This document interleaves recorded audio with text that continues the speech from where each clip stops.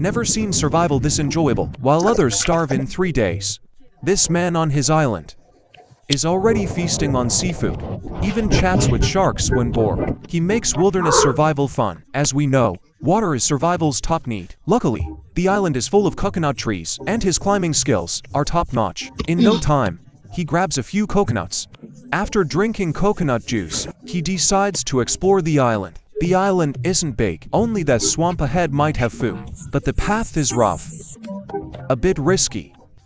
High risk comes with high reward. It's a habitat here. Soon, he finds something. This one weighs at least half a kilo, enough for one meal.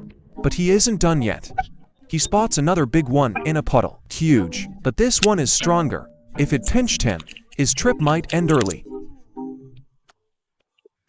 After catching these two giants, he finds yet another one, but too many to eat at once. After all, the island is his anyway. No need to waste. So, he carries his catch back to camp happily, ready for a feast. He first gives the crabs a wash to clean them up, but they still seem unwilling, as if wanting to battle him. He gathers firewood and some coconuts, uses them as stones for a fire pit, and lights a fire.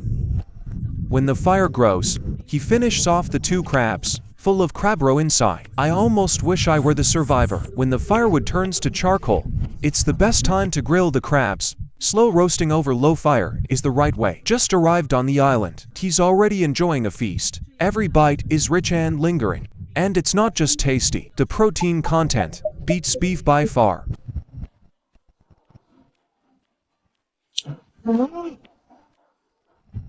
After 2 crabs, he's stuffed, so he props logs on a dead tree by the beach, and does some pull-ups.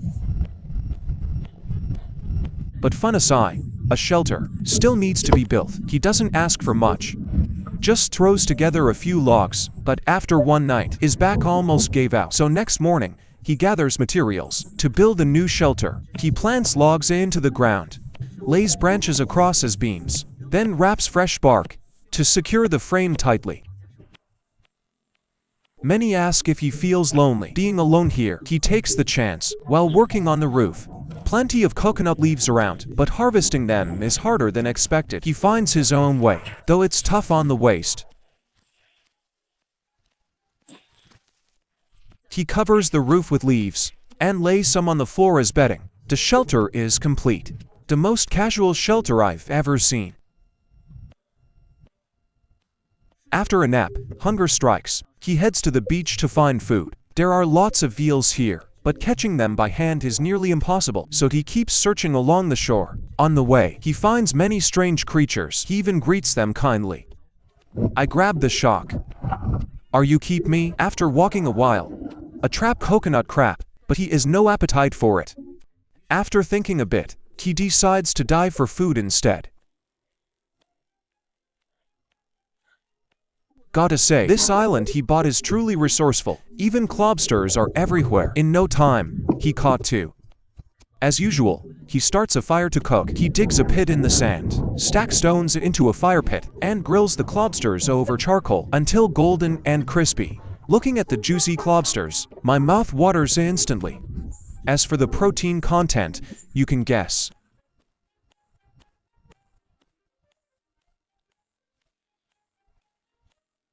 A good day starts with food and scenery. Clearly, this typhoon-fallen coconut tree is the island's exotic treat. After the first sip of coconut juice, he decides to find more food. He picks a sturdy stick by the shore, sharpens it into a spear, and goes hunting. After searching, he finds a big fish in a tile pool. The fish is quite large. He grabs his stick and drives it into a corner, then stabs wildly without hesitation.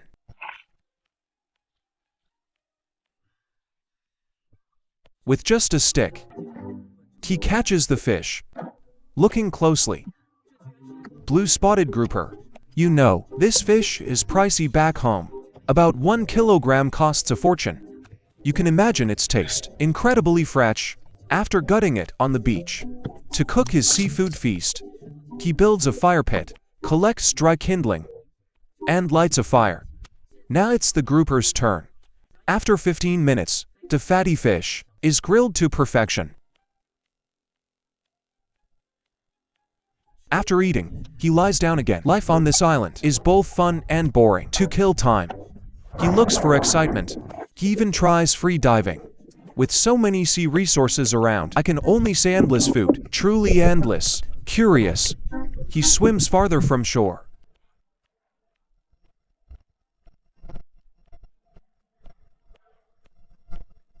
Suddenly, a giant appears, giving him a scare. It's a massive whale shark. They usually feed on plankton and small fish, and are very gentle. The largest fish alive today. Growing up to 20 meters.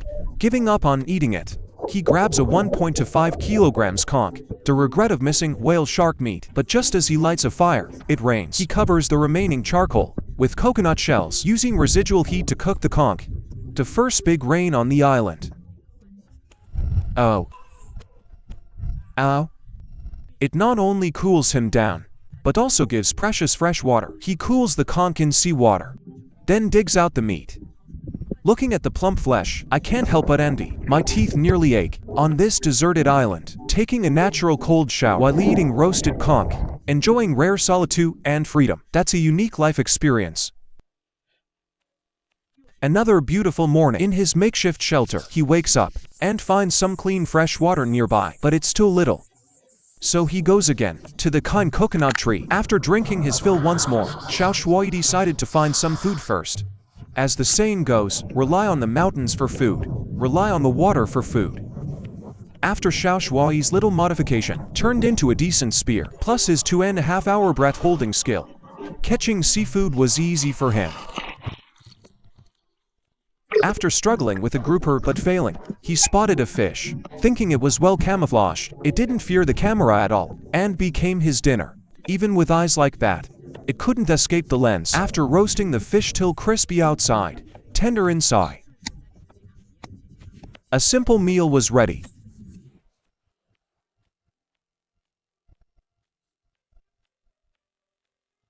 Crocodile style, the giant grilled shellfish was served, golden, charred, and juicy. One bite was so satisfying. Wow, just relying on nature's gifts. His life already made me jealous, almost drooling. After giving thanks, it was time to find something to do. On the island, aside from eating and drinking, out of boredom, he played with sand on the beach. So he decided to build a raised shelter for himself. He dragged some wooden planks from the shore and set them on tree roots. It looked random, but actually even more random. Simple and practical, good enough. After resting a bit, he went to his backyard for a walk. He had caught many crabs here before, wondered if luck was with him today. Just then, a big crab appeared. Digging it out, it was huge. This one alone was enough for a meal, so he went straight back at the beach.